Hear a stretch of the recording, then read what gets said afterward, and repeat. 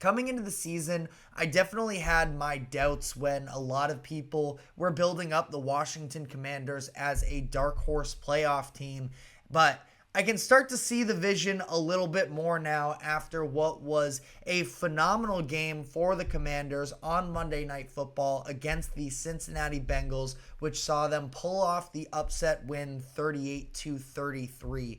And we're going to dive into some of the shortcomings of the Bengals in here in a moment, but really we have to talk about Jayden Daniels, who was incredible in this game and really had his first coming out party into the league. Almost defined it as a welcome to the NFL. Usually they don't go quite as smoothly there, but Jayden Daniels, incredible nonetheless. He was 21 of 23, 254 yards, 2 passing touchdowns.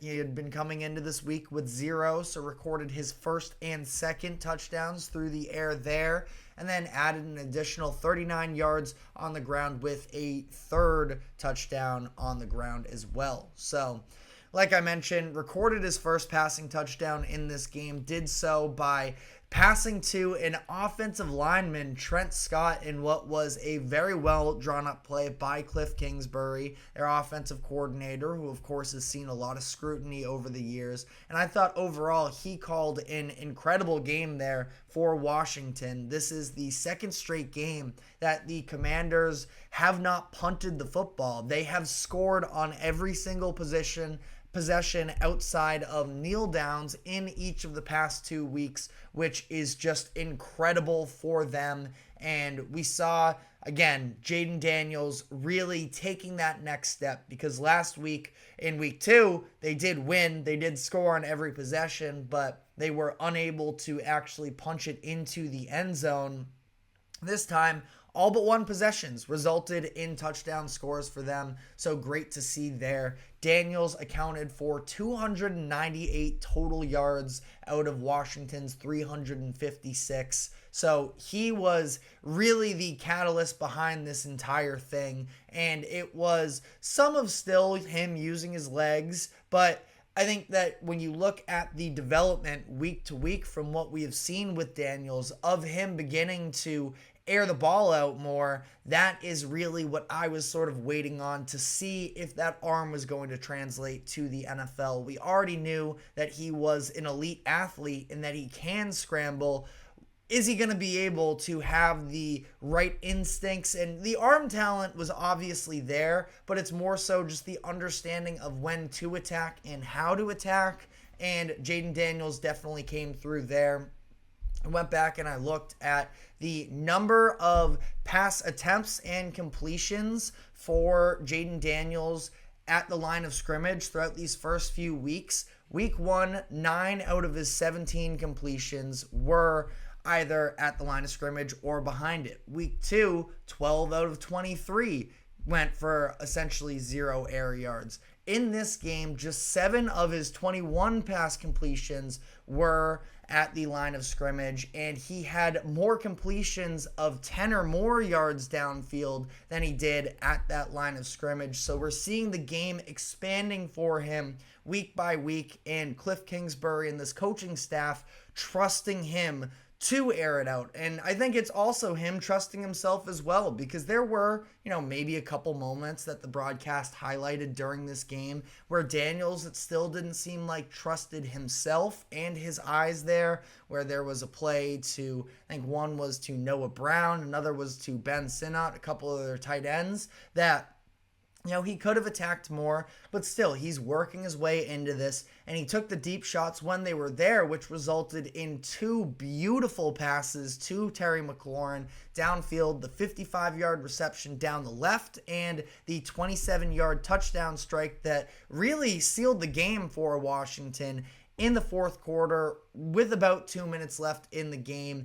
And I am just so glad that we're getting to see this version of Jayden McDaniels. And whenever I watch him play football, I think back to Todd McShay, of course, one of the best analysts in the game. He has told a story on a couple occasions. I know at least on the Ryan Russillo podcast, but probably, across his other platforms as well, where he's talked about a time where he was speaking with Brian Kelly, Daniels' coach at LSU, and Kelly talked about how Daniels is a little bit of a perfectionist in terms of he doesn't like to put the ball in harm's way. He wants to value possession, which is obviously, a little bit of a no-brainer, but also a big positive that he has been so mistake-free through these past couple seasons. But Kelly also talked about how he thinks that Daniels can at times get a little bit overly swept up in worrying about that 0 interception number, and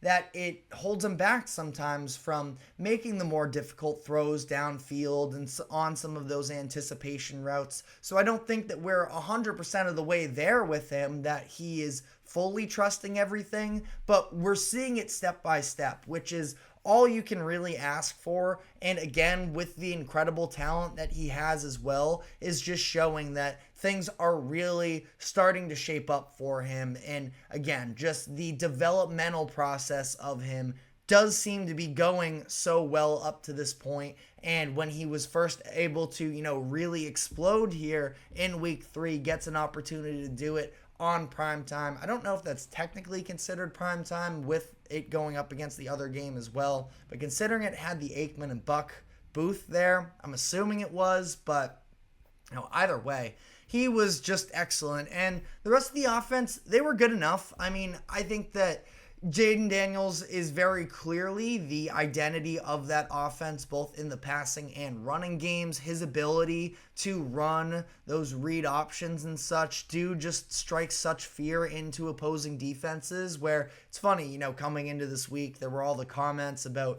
Bengals defensive back Cam Taylor-Britt calling Washington's offense and saying that Jayden Daniels is specifically operating a college offense. And he backed it up after. He said he didn't regret anything and that it wasn't meant to be malicious. I do think that there was a little bit of truth to it, because you are talking about a team that, as I just highlighted a couple minutes ago, was throwing the ball behind the line of scrimmage so much. A lot of RPOs there, a lot of these read options that we hadn't really seen, the full NFL offense of attacking downfield. And I think that, we talked about last week this idea of Mel Kiper and wanting to ban the 2 high safeties.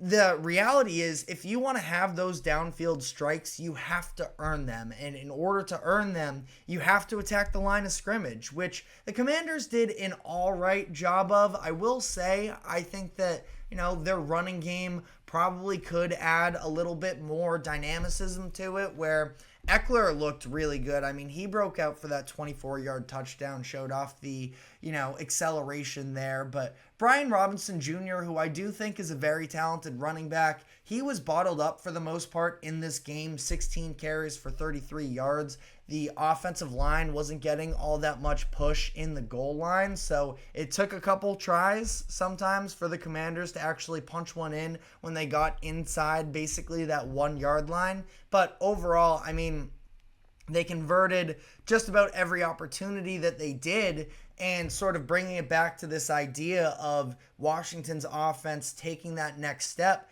they were able to force, Cincinnati's defense to step up a little bit more, and then Jayden Daniels let it loose, which was just such an awesome sign to see, again, in the development of him and this offense as a whole. Got to feel good for Terry McLaurin, who's finally, getting his opportunities after he himself talked about how he was running cardio in this game. 4 receptions, 100 yards, and a touchdown. Finally seems like Terry McLaurin has that go-to guy for the foreseeable future. Got to give him credit for the composure and patience that he's had, even over the first couple of weeks as well, that now he is a legitimate, he's been a number 1 wide receiver for years now, but, for the sake of Jayden Daniels, that he has a number 1 option, and not just that, but a leader in that in that locker room and somebody that is going to be able to help, to some degree,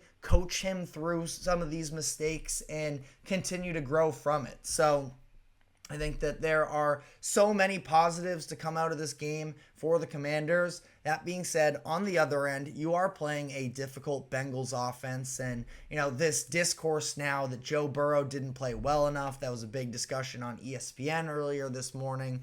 I mean, Joe Burrow was excellent in this game, and the Bengals offense really ultimately was able to get just about everything they wanted against that Commanders defense. The difference being that the Bengals did settle for a few field goals in the first half, one of them running up against the halftime, and, had to manage the clock there, but a missed field goal and just not being able to capitalize on those good drives that they got in the first half and not get 7 instead of 3. I mean, you're being picky there, but we're going to be diving into Cincinnati more in depth in a moment here. That's really on their defense for being unable to get the stops. But relating this back to the Commanders, that is the area of concern with them right now, is that it is a pretty lackluster defensive group overall, and that they have a lot of room to grow. I like a lot of the players that they have, specifically on that D-line. Linebackers are fine as well. Frankie Louvu, Dante Fowler Jr. Fowler Jr. made a good play. Bobby Wagner, I mean, it's clear his best years are behind him, but you at least have a leader on that defense.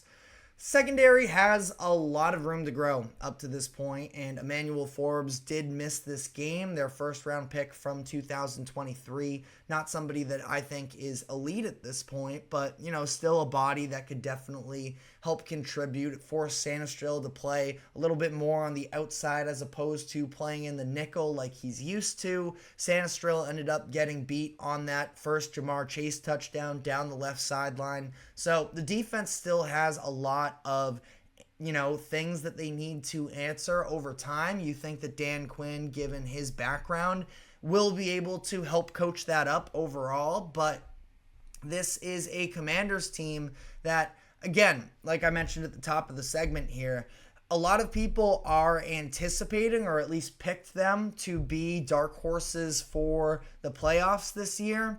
I don't know if I'm fully ready to get on board with that because of their defense and because as great as Jayden Daniels was this past game, and I think that he's capable of continuing to do so, you have to think that there are probably going to be moments where he runs into some growing pains. So I'm not hopping on board the Commanders bandwagon all the way, but I definitely see the vision there with Washington, and I think that they are going to be able to clean things up moving forward, that they are, very likely going to be a competitive team for the remainder of this regular season and potentially into the playoffs, but going to need to tighten some things up on defense for sure in order to really get me to believe. But like I mentioned, that is a good Bengals offense that they just faced off against last night. We are going to be diving into the Bengals momentarily here, but sort of final thoughts here on Washington.